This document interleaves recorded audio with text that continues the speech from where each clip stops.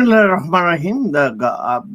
आपका अपना programme live with खबर यूसुफ में खबर यूसुफ आपकी खिदमत में हाजिर है और सलाम अर्ज करता है। आज हम जो प्रोग्राम का है ये मुख्तसर सा प्रोग्राम होगा और यकीनी तौर पे हम आपको गजा की जो सूरत हाल है उससे अपडेट करेंगे और पाकिस्तान में जो इलेक्शन का जो एंट्रा तहरीक इंसाफ का इलेक्शन हुआ है उसके बारे में थोड़ी सी हम गुफ्तगू करेंगे। तो सबसे पहले हम बैनुल अक़वामी न्यूज़ की जानब चलते हैं, जहाँ पे ये है कि 6 रोज 7 रोज की मुख्तसर जो जंग बंदी की आड़ में इसराइल ने गजा और दूसरे इलाकों में अपनी नहाते फ़लस्तीनियों पर एक क़यामत डालने की जो शैतानी मनसूबाबंदी की थी, इस पर अमल दरामद शुरू हो गया और अमेरिका के बाद बरतानिया भी जो है फ़लस्तीनी मुसलमानों की नस्ल कशी में बाज़ाब्ता तौर पर शरीक हो गया है।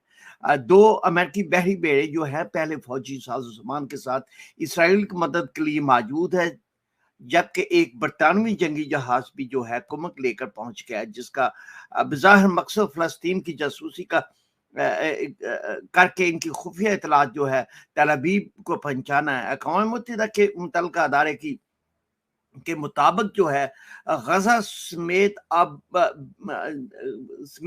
बेयारों मददगार फ़लस्तीन के लिए कोई भी जगह जो है महफूज नहीं है। इतवार को इसराइल की फ़ज़ाई और ज़मीनी फ़ौज ने फ़लस्तीनियों के घरों, महाजर कैंप और हॉस्पिटल बड़ी बेदर्दी से 400 के करीब हमले किए, जिनमें से एक ही रोज 800 के करीब फ़लस्तीनी जो शहीद हो गए। इसी तरह 8 हफ्ते की इसराइली बर्बरियत के दौरान शहीद होने वाले फ़लस्तीनियों की तादाद 16,000 से भी ज्यादा तजावज़ कर चुकी है, जिनमें से निसफ जो हैं मासूम बच्चे और खातिन शामिल है। इसराइली तारे रिहायशी इलाकों पर बमबारी कर रहे हैं, जिससे फ़लस्तीन के पूरे जो खानदान हैं लुक़्मा अजल बन चुके हैं। आलमी अदारा सेहत के तर्जुमान का कहना है कि इस तबाहकुन सूरत हाल को बयान करने के लिए इसके पास अल्फाज नहीं। इसी दौरान अमेरिकी ऐवान सदर व्हाइट हाउस के तर्जुमान ने फ़लस्तीनियों से इज़हार हमदर्दी करते हुए कहा है कि हम इसराइल को कम से कम शहरियों को मारने का मशवरा दे रहे हैं। अरब और इस्लामी ममालिक जो हैं इसराइल की पुरजोर मज़म्मत के सिवा कोई अमली कदम उठाने के लिए अहल नहीं कि तकरीबन हर मुल्क में इसराइल के सरपरस्त अमेरिका के अड्डे और फौजी मौजूद हैं, जिन्हें बरतानिया समेत दूसरे साम्राज्य मुल्कों की पुष्टपनाही भी हासिल है। सूरत हाल इतनी अबतर है कि हमास के तर्जुमान ने अरब मुल्कों से अपील की है कि वो और कुछ नहीं कर सकते तो गजा का मुहासरा तोड़ने के लिए अपने वफूद ही भेज दें। इसराइली तैयारों की बमबारी से महाजर कैंप जवालिया का एक रहायशी ब्लॉक जो है वो मुकम्मल तौर पर तबाह हो गया है। इस तैयारी जो है इसराइली रहायशी इमारतों के अलावा हॉस्पिटलों में, स्कूलों में, मसाजिद में, जो कैथोलिक चर्च वगैरह हैं, गिरजाघर हैं और दूसरी इबादत गाहों को भी वो जो है निशाना बना रहे हैं। हॉस्पिटल तबाह हो चुके हैं और उनके फर्श जो है शहादा के खून से लुथरे हुए हैं। अब तक गजा की 18 लाख शहरी जो कुल आबादी का 75% बनते हैं बेघर हो चुके हैं और दर बदर फिर रहे हैं। इसराइली फौज ने मजीद जो है फ़लस्तीनियों के इनखला का हुक्म दिया है और जुल्म की इंतहा ये है कि जब लोग अपने घर छोड़कर दूसरे इलाकों का रुख करते हैं तो रास्ते में बमबारी करके इन्हें कत्ल कर दिया जाता है। महाजर कैंप या कदर महफूज इलाकों में पनाह लेने वाले फ़लस्तीनियों के पास खाने को खुराक नहीं, न पीने को पानी है, क्योंकि इसराइल ने इन तक अमदादी सामान पहुंचाने के तमाम रास्ते जो है वो बंद कर रखे हैं। इसराइली फोर्सेस शाम और लबनान को भी बमबारी का निशाना बना रही है। बहाना यह है कि वहां से हिजबुल्लाह और हवासियों के रज़ाकार इन पर हमला करते हैं। हमास ने इसराइली फौज और बड़ी ताकतों की कहर जो उन्होंने कहर डाया हुआ है कि डट का मुकाबला कर रही है। पाकिस्तान के निगरान वजीर आज़म अनवर हक काकर ने एक बार फिर 2 रियासी हल को इस जो है का वाहिद हल करार दिया। इसका तफसील है मगर ये सूरत में मुमकिन है जब अमेरिका इसके इत्तेहादी जो है साम्राज्यी ताकतें इसराइल की पुष्टनाई से हाथ खींच लें। ظلم کی انتہا ہو چکی ہے. اب ایسا کر لینا چاہیے ورنہ آگے چل کر کسی مرحلے پر تیسری عالمی جنگ کا جو ہے یہ خطرہ جو ہے یہ بڑی برے طریقے سے منڈلا رہا ہے. اور جو صورتحال پیدا ہو چکی ہے یہ 56 سے زیادہ جو ہے وہ 58 ڈیز سے زیادہ صورتحال جو ہے وہ یہ جنگ میں ہے. اور حالات جو ہیں وہ ایسا نظر نہیں آ رہا کہ بہت جلد جو ہے اس کو تجزیہ جائے. یہ انسانی ایک المیہ ہے کہ یہ سب کچھ جو ہے وہ برداشت ہو رہا ہے. جو ہے اب چلتے ہیں پاکستان کی جانب چلتے ہیں اور تھوڑا سا بات کر لیتے ہیں کہ وہ جو الیکشن کے لیے 17 ارب 40 کروڑ روپے کا جو الیکشن کمیشن نے ڈیمانڈ کی ہے الیکشن کو کروانے کے لیے، تو اس کے لیے وہ کہہ رہے ہیں کہ ہمیں 17 ارب 40 کروڑ کا جو وہ جاری کیا جائے.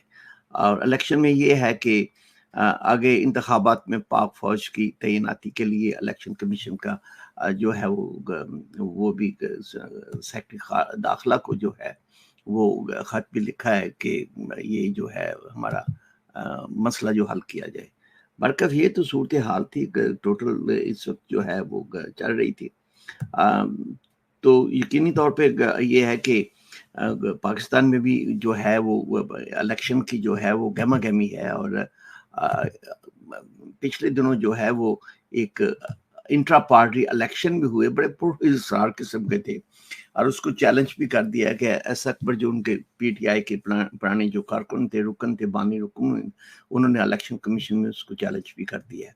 برکف الیکشن کمیشن اور پاکستان کے فیصلے کی روشنی میں پاکستان تحریک انصاف کے انٹرا پارٹی الیکشن تو ہو گئے ہیں لیکن الیکشن میں جو طریقے کا اختیار کیا گیا وہ انٹرا پارٹی الیکشن کے ضابطوں کے بالکل برعکس ہے.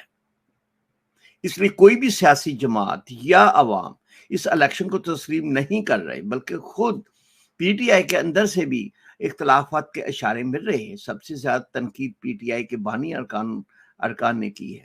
ان کے علاوہ جو ہے پی ٹی آئی کے سابقہ رہنماؤں نے بھی اس الیکشن کو ٹوپی ڈرامہ جو ہے وہ قرار دیا ہے. اور پاکستان مسلم لیگ نون اور پاکستان پیپلز پارٹی نے بھی مذکورہ الیکشن کو چیلنج کرنے کا اعلان کیا ہے.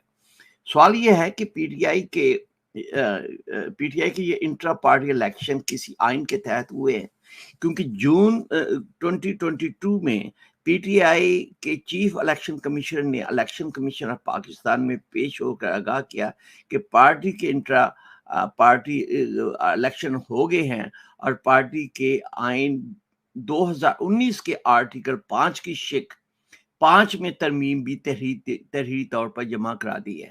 اس ترمیم کے تحت پارٹی کے انٹرا پارٹی الیکشن کے لیے ووٹنگ اور الیکٹورل کالج کا طریقہ کار جو ہے تبدیل کیا گیا تھا. الیکشن کمیشن آف پاکستان نے ان جمع شدہ کاغذات جو اس ترمیم سے متعلق تھے کا جائزہ لینے کے بعد پی ٹی آئی کو مطلع کر کے بعض اعتراضات اور خامیوں کی نشاندہی کی اور ان کو درست کرنے کی ہدایت کی. اس کے علاوہ پارٹی کو یہ ہدایت بھی کی گئی تھی کہ نئے آئین سے متعلق وضاحتیں بھی پیش کرے. بجائے الیکشن کمیشن پاکستان کی طرف سے 2 مرتبہ یاد دہانی کے اس معاملے کو صاف کر دیں. مارچ 2023 میں پی ٹی آئی کے وکیل گوہر علی خان اور پارٹی کے ایک نمائندہ نے الیکشن کمیشن پاکستان میں پیش ہو کر مذکورہ ترمیم کے بارے میں جمع کرائی گئی دستاویزات واپس لے لیں اور ایک بیان حلفی جمع کرایا کہ وہ تمام دستاویزات ڈاکومنٹ جو واپس لے رہے ہیں. اس کا مطلب یہ ہوا کہ اس وقت جو انٹرا پارٹی الیکشن نیا آئین اور ترمیم سب کچھ پی ٹی آئی نے خود ہی کالعدم قرار دیا. اس تناظر میں پی ٹی آئی نے اس بات کی پابند ہوگی کہ فوری دوبارہ جو ہے وہ پارٹی الیکشن کرائے جو پارٹی انہیں 2019 کے تحت ہو. لیکن ایسا نہیں کیا گیا جو الیکشن رولز کی واضح خلاف ورزی تھی. الیکشن کمیشن پاکستان کی طرف سے پارٹی کے انتخابی نشان کے بارے میں انٹرا پارٹی الیکشن کے بارے میں رولز کو دیکھتے ہوئے اور قومی انتخابات کے اعلان کے بعد پی ٹی آئی نے دوبارہ درخواست دی جس پر سماعت ہوئی اور 23 نومبر 2023 میں کو الیکشن کمیشن آف پاکستان نے فیصلہ سناتے ہوئے پی ٹی آئی کو 20 دن کے اندر انٹرا پارٹی الیکشن کرائیں اور پھر اس کو 1 ہفتے کے اندر نتائج جمع کرانے کی ہدایت کی۔ پی ٹی آئی نے اس فیصلے کو چیلنج کرنے کا اعلان کیا، لیکن پھر نہایت جلدی میں 2 دسمبر کو انٹرا پارٹی الیکشن کرایا، جس میں سوائے نئے بننے والے چیئرمین کے نہ تو کوئی کارکن تھے اور نہ ہی الیکشن میں حصہ لینے والے امیدوار موجود تھے۔ کوئی نہیں جانتا کہ اس نام نہاد الیکشن میں کس نے ووٹ دیا اور کس کو دیا، اور کیا پی ٹی آئی کارکنوں نے انہیں پر اسرار الیکشن سے آگاہ اور ان نتائج سے مطمئن ہے۔ پی ٹی آئی کے بانی رکن اکبر ایس بابر نے پی ٹی آئی کے اس انٹرا الیکشن کو تسلیم نہ کرتے ہوئے اسے الیکشن کمیشن آف پاکستان میں چیلنج کرنے کا اعلان کیا، جو آج انہوں نے کر دیا۔ اس میں بہرحال فیصلہ تو الیکشن کمیشن آف پاکستان نے کرنا ہے۔ پی ٹی آئی کے نو منتخب چیئرمین جو ہے بریسٹر گوہر علی خان، جو پی ٹی آئی کے وکیل تھے، کہ اس بیان نے انٹرا پارٹی الیکشن کو مزید مشکوک اور پر اصرار بنا دیا ہے کہ پارٹی چیئرمین کا منصب اس وقت تک ان کے پاس رہے گا جب تک سابقہ چیئرمین واپس نہیں آ جاتے اور ان پر نااہلیت اور مقدمات ختم ہو جائیں گے تو وہ دوبارہ پارٹی چیئرمین بنیں گے۔ یہ تو خدا ہی جانتا ہے کہ اس میں کتنا وقت لگے گا۔ ایک اور اہم بات یہ بھی ہے کہ اگر 8 فروری کو الیکشن ہوتے ہیں تو کیا پی ٹی آئی کے کارکن نئے منتخب چیئرمین کو تسلیم کرتے ہوئے پی ٹی آئی کو ووٹ دیں گے؟ ٹکٹوں کی تقسیم کیسے ہوگی؟ کیا پاکستان میں پہلی بار وکلا سیاستدانوں کو ٹکٹ دینے کا فیصلہ کریں گے؟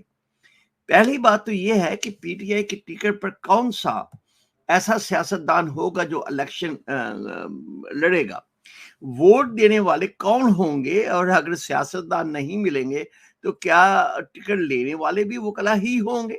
چند اہم سوالات ہیں جن پر پی ٹی آئی کو غور کرنا چاہیے۔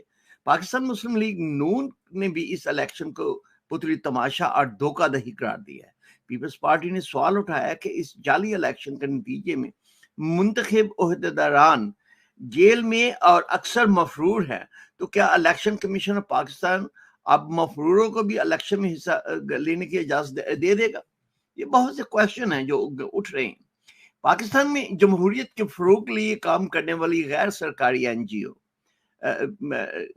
کے سربراہ احمد بلال نے بھی پی ٹی آئی کے انٹرا پارٹی الیکشن کو متنازع قرار دیا ہے۔ ایک بیان میں ان کا کہنا تھا کہ اب تو ووٹر لسٹ بھی دی گئی، نہ تو ووٹر لسٹ دی گئی، نہ ہی دیگر رولز کو پورا کیا گیا، نہ اکبر ایس بابر کو انتخابات میں حصہ لینے کا موقع دیا گیا۔ تو یہ شفاف الیکشن کیسے ہوا؟ استحکام پارٹی نے بھی اس الیکشن کو ڈکٹیٹرشپ کی بدترین مثال قرار دیتے ہوئے الیکشن کمیشن آف پاکستان سے مطالبہ کیا ہے کہ جعلی الیکشن کو کالعدم قرار دے۔ تحریک انصاف پارلیمنٹرین نے اس الیکشن کو ڈرامہ قرار دیتے ہوئے لوگوں کی آنکھوں میں دھول جھونک دیا ہے۔ معلوم نہیں آگے کیا ہوگا، یہ تو الیکشن کے فیصلے پر منحصر ہے۔ پی ٹی آئی کے بارے میں یہ کہنا سمجھنے والوں کے لیے کافی ہوگا کہ ابھی اس کے امتحان جو ہیں وہ اور بھی ہے۔ تو یہ تو تھی صورتحال انٹرا پارٹی الیکشن جو حال ہی میں پاکستان مسلم لیگ پاکستان تحریک انصاف کی جانب تھا، جس کو چیلنج بھی آج جو ایس اکبر باب نے کیا۔ آج کے لیے ہم اتنے ہی، آپ کے لیے ہم انشاءاللہ کل جو ہے ایک بہت ہی امپورٹنٹ خصوصی پروگرام جو ہم کریں گے، وہ پاکستانی وقت کے مطابق رات کے 9 بجے ہوگا، جس میں ہمارے ساتھ ہوں گی افشا لطیف صاحب۔ اگر آپ کو یاد ہو تو دارالرحمان میں جو سپرنٹینڈنٹ تھی وہ، اور انہوں نے ابھی تھوڑی روز پہلے ایک انٹرویو میں یہ انکشاف کیا تھا کہ بنی گالہ میں جو جادو ٹونا کے لیے معصوم بچوں کو قتل کیا جاتا تھا، اس کے متعلق بہت سی ایک تشویشناک جو سٹوری جو ہے ہم بریک کریں گے، بہت سے انکشافات ہوں گے۔ تو اب ہمارا پروگرام جو ہے کل بدھ کے روز جو ہے رات کے 9 بجے پاکستانی وقت کے مطابق دیکھنا نہ بھولیے گا۔ اگر آپ کو یہ پروگرام ہمارا پسند آیا ہے تو اپنے یوٹیوب کے چینل کو سبسکرائب ضرور کیجیے گا، اور جو بیل کا آئیکن ہے اس پہ جا کے وہ آل پہ کلک کیجیے گا، تاکہ آپ کو مستقبل میں بھی ہمارے جو نوٹیفیکیشن جو ہے آپ تک پہنچ جائیں گے۔ تو بہت شکریہ آپ کا ہمارا آج کا پروگرام دیکھنے کا، یقینی طور پہ آپ کو پسند ہوگا۔ اپنا خیال رکھیے گا۔ اللہ حافظ۔ اور پاکستان پائندہ باد.